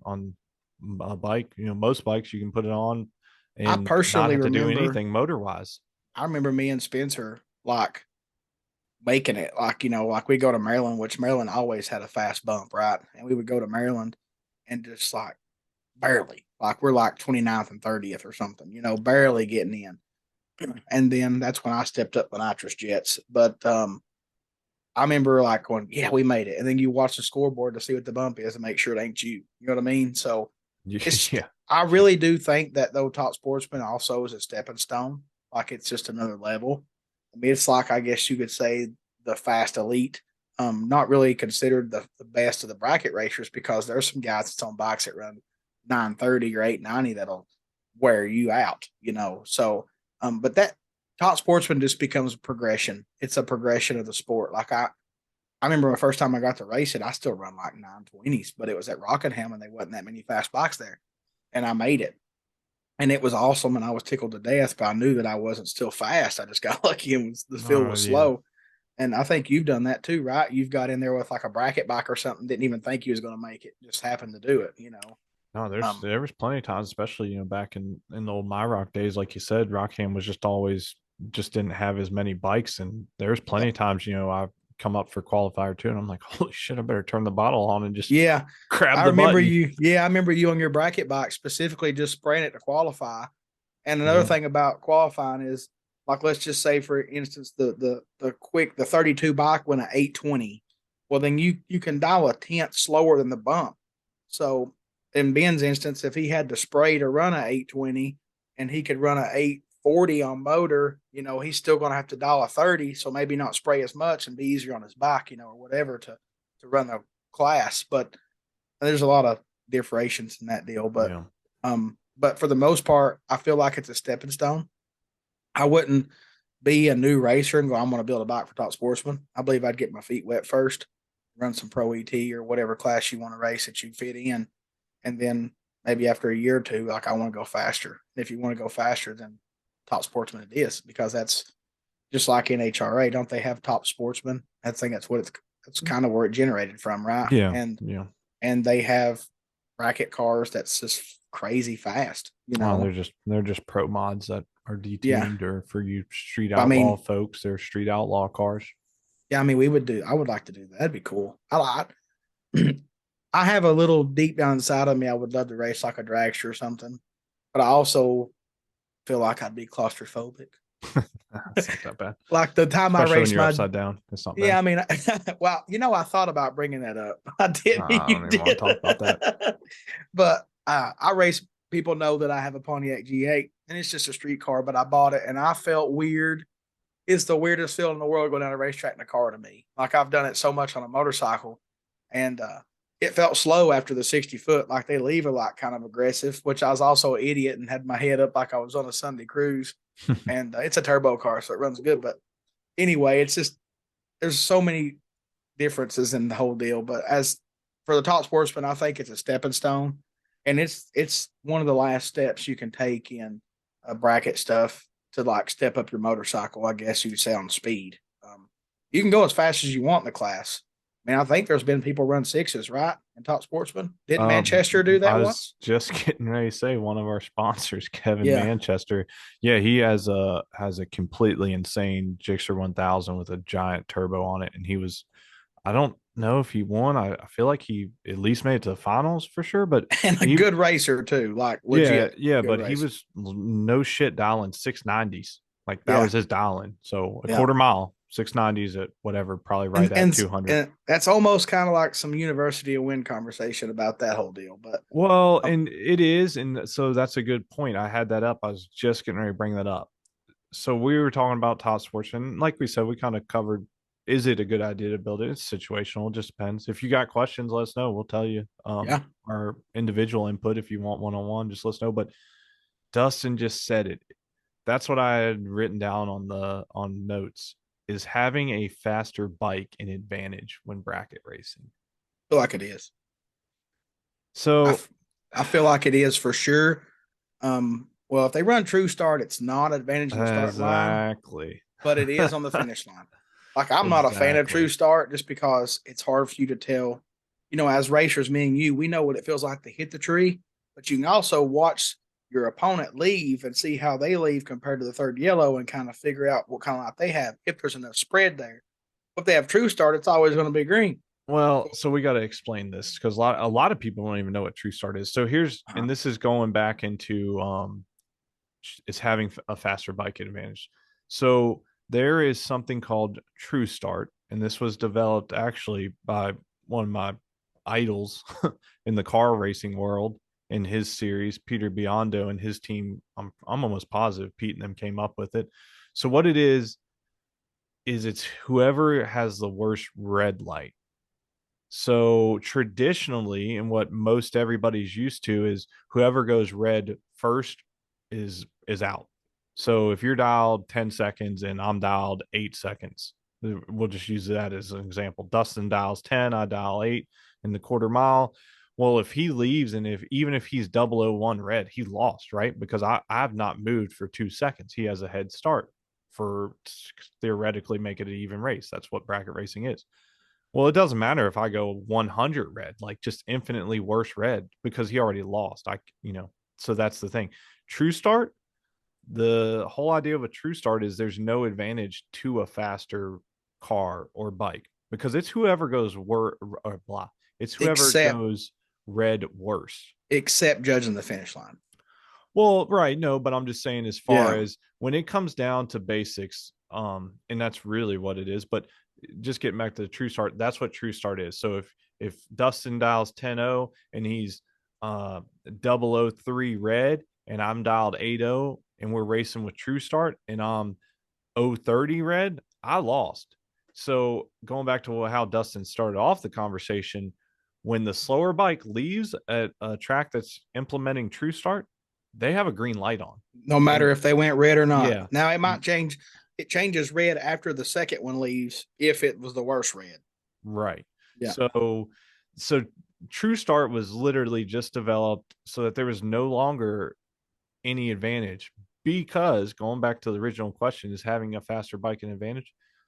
It actually is if you race somewhere without True Start, which is still the majority of places. So it's an advantage in nothing, if nothing else, because you're allowing somebody to go red And I've before you. also seen people that can't see it and they like see another person leave, it bothers them and they go red, behind them because they have to let them leave and they're going on the racetrack and they think about it too much. You know what I mean? Yeah. Like it, I don't like True Start for the fact that I actually, if I got a lot of spread between us leaving, I will watch my opponent leave and gauge when their bike moved and the light turned green to know, oh, they killed it or they missed it Yeah. or whatever before I hit my side.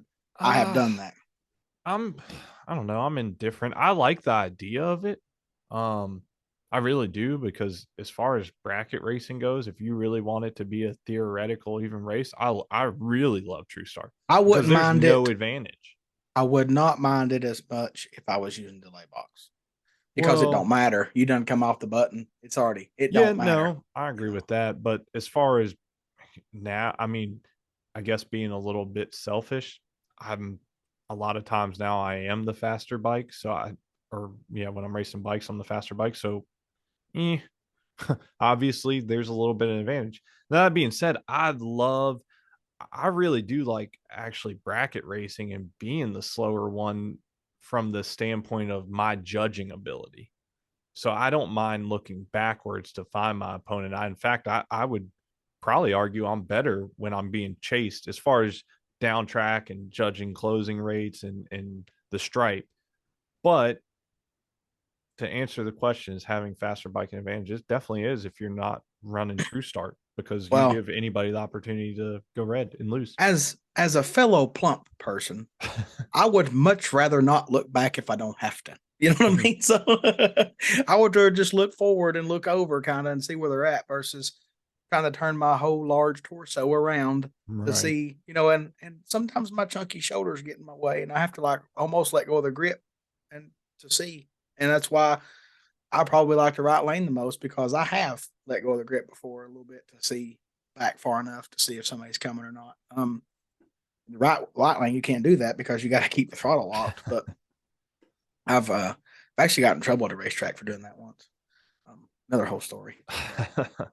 So, but as Dustin said too at the beginning, this is definitely a topic we'll go way in depth on in the University of Wind because there's so much more to it. I mean, I started So talking much. about it, but as far as driving the stripe and the closing rates, you can be too fast.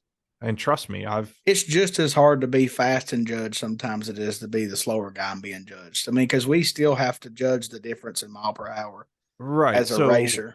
and You know, that's like we said, that's going to get more into the course membership stuff. But yeah, yeah, to sum it up, I mean, there's too fast for sure because it's all in what you're comfortable with in determining the closing rate and judging the stripe. And I do to think be though, the faster you go, the more consistent you can be to a certain point because so you're on the track less time. You know what I mean?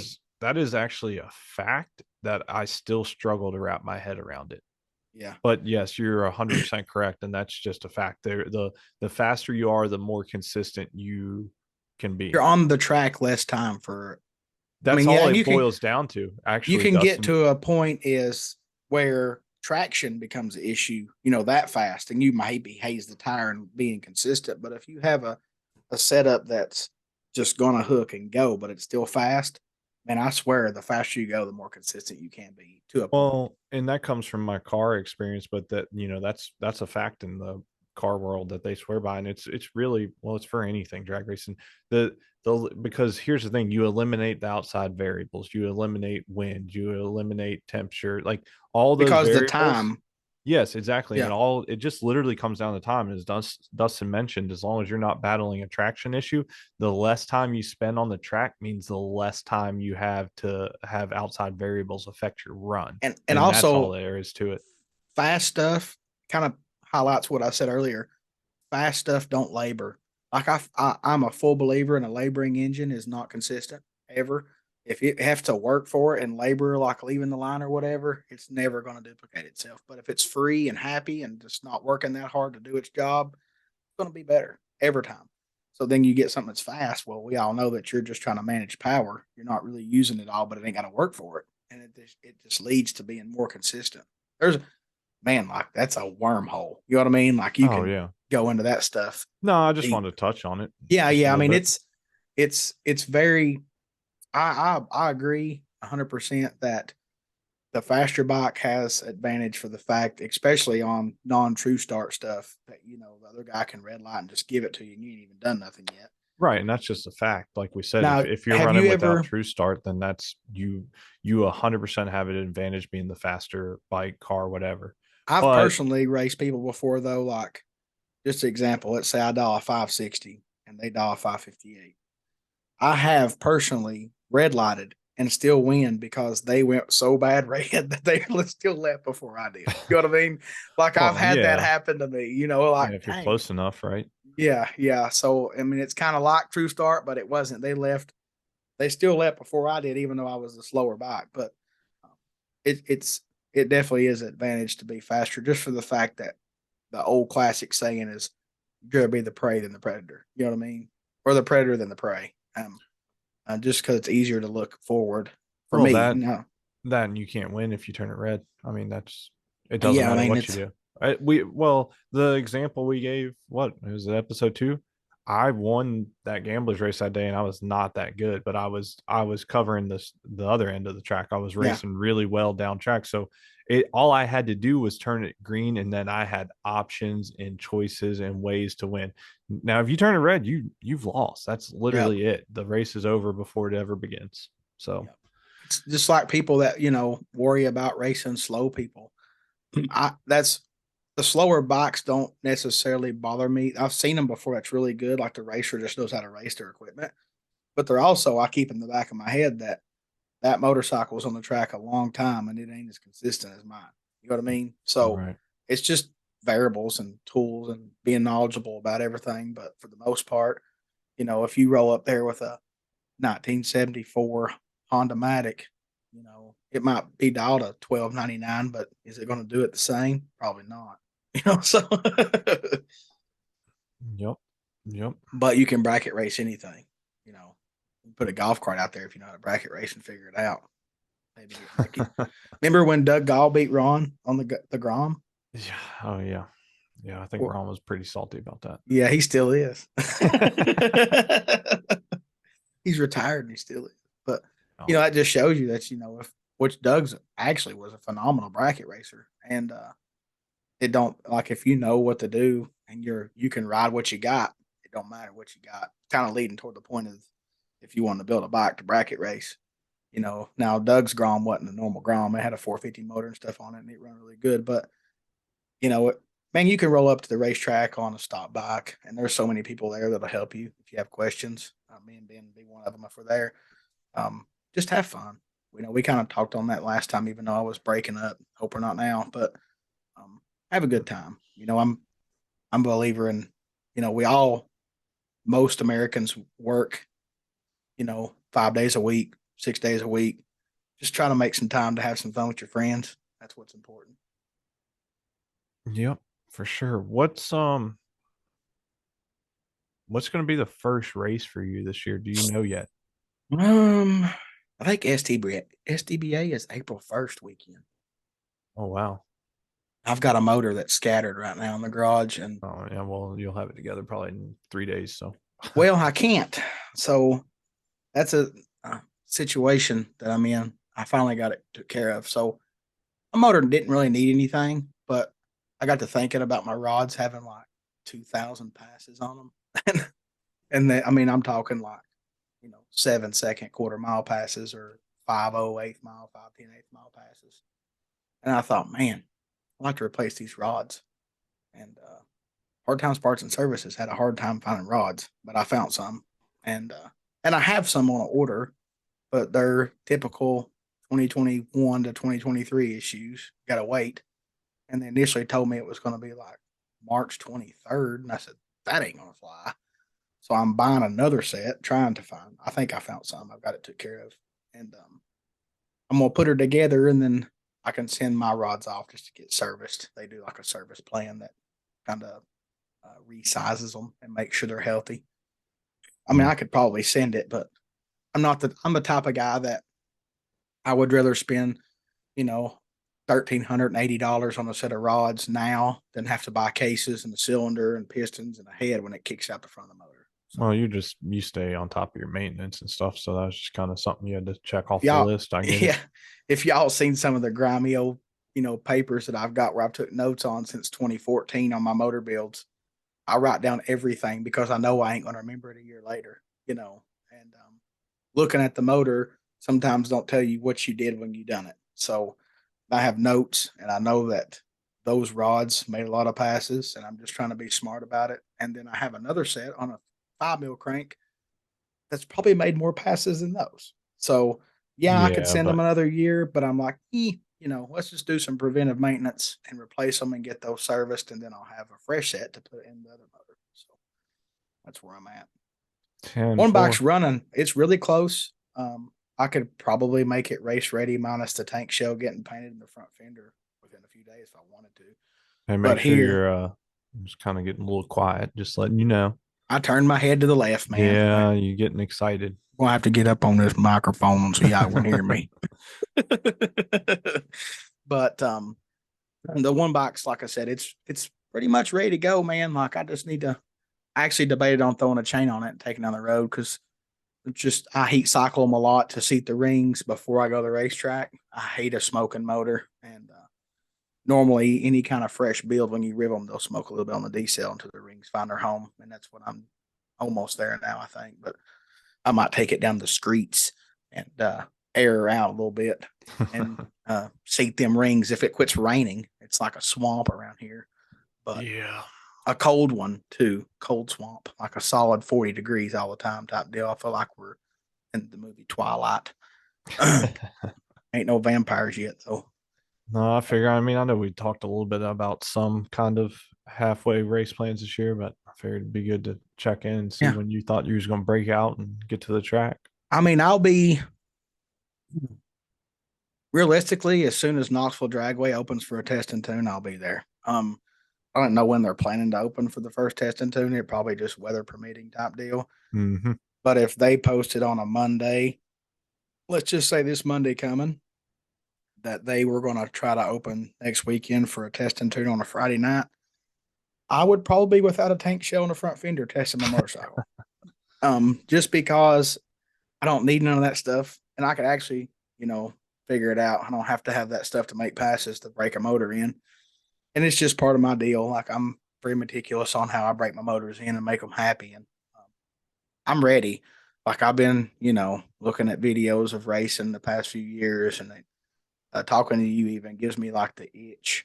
Even though when it starts, I'm gonna be like, "Golly, can it take a break?" But I'm You ready. get Like you get fired up. You get real fired up. I'm still like, holy cow! I you haven't ain't even even hardly you ain't done even anything. looked at like what motorcycles, but you Yeah, also have a new baby boy, and yeah. um, you got a lot going on in life. I No, have. you're right. You're right. I was telling you before we got on here that I was out in the garage and I wired up some new like shift lights and tail lights on my bikes because the other ones were getting kind of weak. And at the end of last year, I had some people complaining about they couldn't see me, so I put new LEDs and stuff back there. And my daughter come out there and she was like, "I want to practice." And this past weekend went to the SDBA banquet.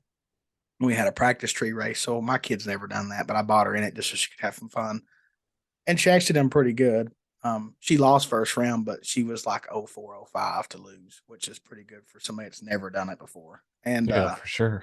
yeah, and man, like my wife showed up and they were out there taking turns, and then finally I come over and hit it.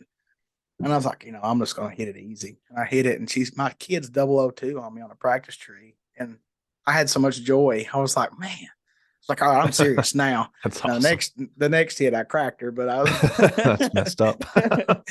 she's I like, went from "Why'd you awesome to beat me?" messed I'm up. like, "Yeah, everybody don't get a trophy around here. You have to earn it, kid." Like, and then my old lady kicked my butt a couple of times. I think I was 10 and That she I was do high believe. 00. Yeah, man, she's like, I'm hoping that everything works out and she can race this motorcycle I'm building her. If not, man, I might have to get her a hoopty. Like she is a really good racer and she wants to. Um, she supports me 100 million%, but I can see it in her that she wants to play. You know what I mean? Like she wants to get involved, You and could she's get her done it back out before. there. Yeah, so um, I mean, I know she can do it, so I'm gonna get her whipped up into shape soon. The her bike probably won't be done until probably middle of this year, just because I feel like it's not going to be. But either way, she's still got to pass my test before she can ride it. And I might even rent a track, just me and her. That way she don't have to worry about, because that does bother some people. And since we're talking about new racers and stuff, some people get nervous in front of a crowd, or just two people watching might make them nervous. So sometimes you just got to take your new racer or yourself and just kind of do it on your own, kind of try to do it privately to Yeah, practice. I low mean, key. yeah, I mean, when I first started wanting to race street bikes, I would take my street bike out on the back road in quote unquote Mexico and just practice launching it. You know what I mean? Didn't have to be in front of nobody. It was just me and the empty back road with fields on each side of it, just to try to get used to the manipulation of the clutch. And then on the racetrack, I wasn't worried about that. I knew I had to do what I had to do to ride the motorcycle, but and we'll probably do that with her. She's for sure going to do burnouts in the garage before we go to the racetrack, which is probably more dangerous than the racetrack theoretically because the garage floor is slick. But I mean, I was moving. I'm kind of ahead of schedule, I guess, I because was gonna last say, year yeah. I didn't have a motorcycle run at this time of year. Last year I was getting siding put on the house, so I was occupied. Yep, yep. But for the most part, yeah, I mean we're on our way. It's going to be here before we know it. I mean, April 1st is 2 months, Yeah, right at now. It's eight February weeks. 1st right now. Yeah, so I mean, 7 weeks from now, I have a race that weekend. You know what I mean? Coming up, so it's gonna the weeks fly by as it is. So that's just gonna make it even worse for me. Yeah. But that means you need to start getting your ducks in a row. I have no idea Yeah. when the first XDA is because I know it ain't the first race.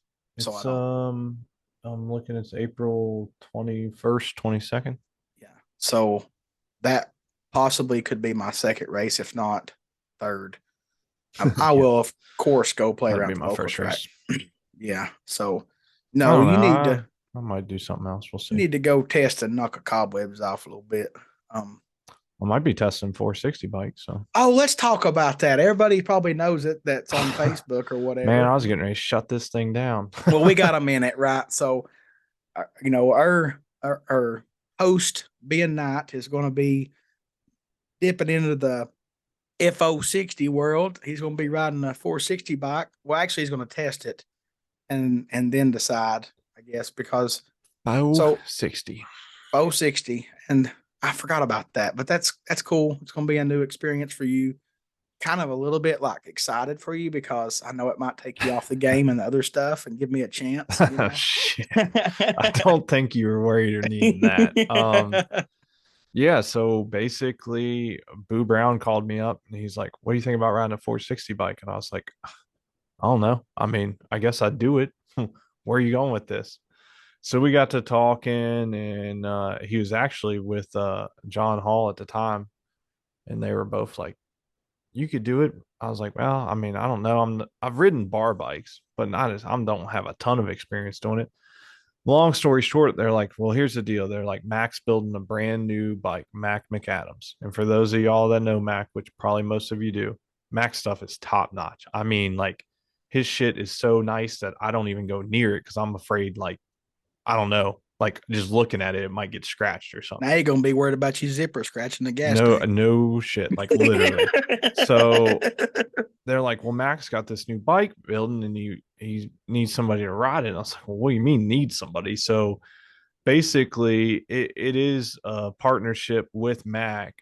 I'm not going into the details, but we're gonna team up and at first we're gonna go test it. So it's a brand new bike that he's putting together, just like his other stuff, top notch. It's gonna be a contending 460 bike, whether I'm on it or not. That's Do you without a know? doubt. Do you know whose motorcycle that used to be? Yeah, I do. Okay, Yeah, I didn't know. yeah, I do. But you know what? You know what Boo Brown told me, right? What's that? That's your ass. That's about me. Yeah, being in Oh, FO60, you yeah. know, he's like Well, that to everybody. yeah. So I worked it out with Mac, and like I said, it certainly didn't hurt to have Boo and John Hall and Mac, really all of them, and even you. I talked to you, Dustin, a little bit. Everybody having faith that I can ride it because I mean, 460 is no joke. I mean, that's Well, fast. I mean, that'll be faster than I've ever been in the so what eighth. is your top sportsman car 60 foot that you've One raced? O's, one O's. So you can almost compare that to being that motorcycle, except the fact that that car, I don't know how the top sportsman car back half, but usually from what I've just watched and observed and talking with Boo about 460 is depending on how a ramp is, you know, you're going to high 290, 330, 30, 330. And then if the ramp's coming in, then don't get comfortable. It's just going to keep railing. Right. I think that's But how they set those ones up for yeah, the man, most part. it's it's going to be a learning experience for you, just learning to judge racing that fast and also riding the bike. But my experience, I've been some 490s, 480s on bar bikes, and all motor stuff, of course. So those bikes at 330, they were done.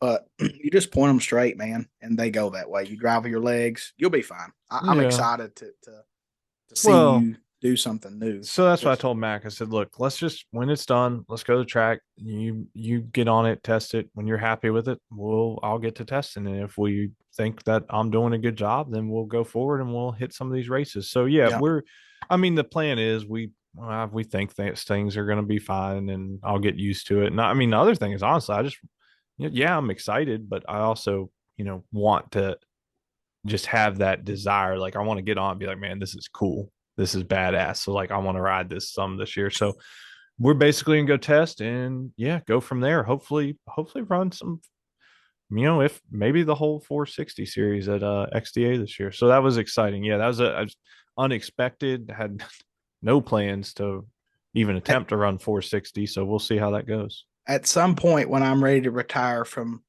the other classes I race, like that honestly is probably where I'm going to be, like my last stage of racing.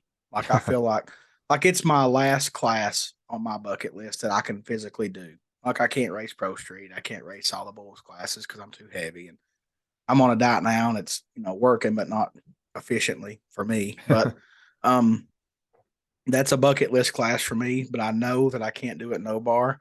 I don't want to take my bikes away from what they're doing now. So it's like when I give up, let's just say top sportsman, then that combo will become a bar bike chassis combo. And Right. I like, Mac's personal bike or Brad Gleason's. That's the style that I like. The super nice growthless looking PMFR, like low to the ground. They're very desiring to want to ride them. And, y'all know through the podcast that I cut my teeth on bar bikes. Like that's all I rode. Street bikes is what I race now, but realistically, it was all new to me at one point, and I've been decent. I mean, well, Boo Brown's bike was my dad's, and I probably rode it more than my dad did. So I think you'll be fine. I mean, you got on my old cow that time, and I just told you what buttons to push, and you was on your way. I So usually figure it out. So I don't know. I'm excited. It was, if nothing else, man, I was just humbled and flattered. I mean, you know, literally Mac yeah, McAdams, you know, wanting me to ride his stuff, which is top notch. So he has a lot of faith in me, I guess. And then just the support of you and John Hall and I mean, like, yeah. doesn't get much better. There's plenty of other great racers and Hey, riders out there, but you never know, man. You might love it, and then 2024, you might have a Pro Charge 460 well, I was gonna say, like, I mean, I got a bike. no bar bike that would run 460s. I don't know just how just grudge her consistent it out a would little be. bit. You know what I mean? But Oh, it'll run um, it. yeah, It'll run it for sure. yeah. I mean, you got the horsepower. They're those guys. A lot of people don't realize that they're not. I'm spraying more nitrous than they are. You know what I mean? Like they're not. Right. The reason being is you can get after it early with wheelie bars and a lightweight chassis and get stuff done. And when I'm over here 122 60 foot, they're 112. Well, there's a tenth in the bag there. So my 480 something turned to a 70 something just in the 60. Um, but I mean, you never know. You might love it, and you might build a bar bike chassis with your Pro Charge setup in it. I might. I mean, like I said, that's how, kind of why I told Mac. I said, well, we'll get it. You know, you get it done. I'll come meet you somewhere. We'll go test and just go from there. You know, I want to make Yep. sure I'm excited about it too. I want to have fun doing it. So, Yeah. Yeah. Yeah. which, it'd work out good because I mean, honestly, right now, I'm just pretty much running Top Sportsman Pro ET, or well, same thing, one Yeah. On class on Sunday, you're Sundays. in one class, so I mean, yeah. I I mean, it would jumped in be. Street ET just to have something else to do because I was Yeah. bored. Now you can just run Top Sportsman and 460, and um, be ready. You can have your Top Sportsman bike ready to go to the lanes, and then go jump on the 460, ride it, come back, and then get on that one and go up. It'd be Yeah, great. I had to get I you mean, and Squirrel to help me. oh yeah, I'm sure we will. Or hire them winning drunk guys to, hey, you push me up here on this real quick. There you go. Yeah. Um, I told Boo that Max new hashtag is winning drunk, and I was like, man, that's got Darnell all over it. He's had that, dude. You don't remember? I got that sticker on my bike. Oh, really? No, I mean, Yeah. he's just now started using the hashtag, I guess. Oh, well, yeah, yeah. Yeah, and I wasn't never aware, but Yeah, um, I'll send you a picture of it. It's yeah. funny. So it's it's It's awesome. yeah, it's There's exciting. yeah. Like I said, I was just humbled and flattered to have that many good racers and the support. So yeah, we'll see where it goes. That's the plan, tentative plan. Get some I testing, feel then like hit some races. I feel like that we accomplished almost 2 hours for these people that's listening. And we done a good job. Kind of winged it. Really, we just kind of hit on what we was going to talk about and went with it. No, this one Um, wasn't bad. Like you said, it's kind of some definitely I'm winging it. I don't know. I'm gonna. I don't want to say I wasn't into it. I think it's because I should have told everybody I went skiing all day yesterday. I'm exhausted. Like I'm getting so old that my everything hurts right now. I'm So sore. I'm gonna get right up on the mic, and I'm praying that everybody can hear everything I said this whole conversation. If not, It's I way don't know better than the what to last do. one. I have no idea what to No, change. it's way better. Like I have the microphone set now that's like full circle. Like no matter where I'm at, as long as my mouse facing it, it should pick it up. So You got quiet a handful of times, but nothing well, bad that's tonight. because I would turn my head like Yeah. this and keep talking right now, and you can barely hear me. But when I'm looking at it, it works. And that's just me, Yeah. looking at this thing. It's money. It's going to be money as long as everything downloads after we get Yeah. off. Yep. Let's All right. recap it then. You want to recap it and close it? We got, what was it? We got a winner $50 gift certificate from MTC Engineering. We think it's Anthony Clarkson. We'll contact you. Thank you for the support. Thanks to all our patrons and subscribers and just any of y'all that are listening, really. I mean, y'all are the ones making it happen. And keep the So, topics coming. Keep the topics coming to us because we'll touch on them eventually. Whatever you want yeah. to talk about. And like I said, sorry, I was a little off tonight. I felt like, but that was just me. I'm tired. I'll get some rest. So shout out to the sponsors: Penske Racing Shocks, MTC Engineering, Platinum General Services, Manchester Mines, Montgomery Motorsports, and we said what, BMF Bodywork. Shout out Yep. to Burkhart, Hard Times Parts and Service, Night Marketing Group, and the University of Wynn. So yeah, oh, that's another thing. I have a meeting tomorrow on the University of Wynn website.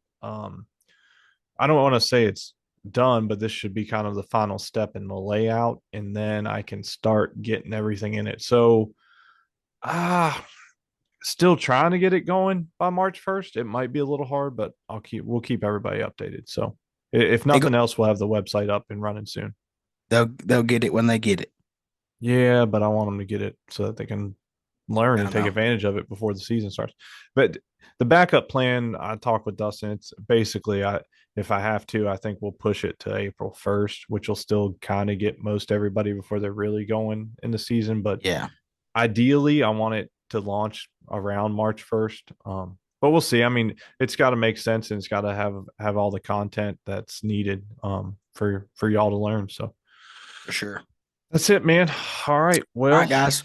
We appreciate y'all listening. Everybody have a good rest of your week, and this will probably be up tomorrow. yep, it's Wednesday, February 1st, and assuming that when I hit end meeting and end this recording session, it all goes smooth, we'll put this up for tomorrow, Thursday. Peace. All right. Thank y'all.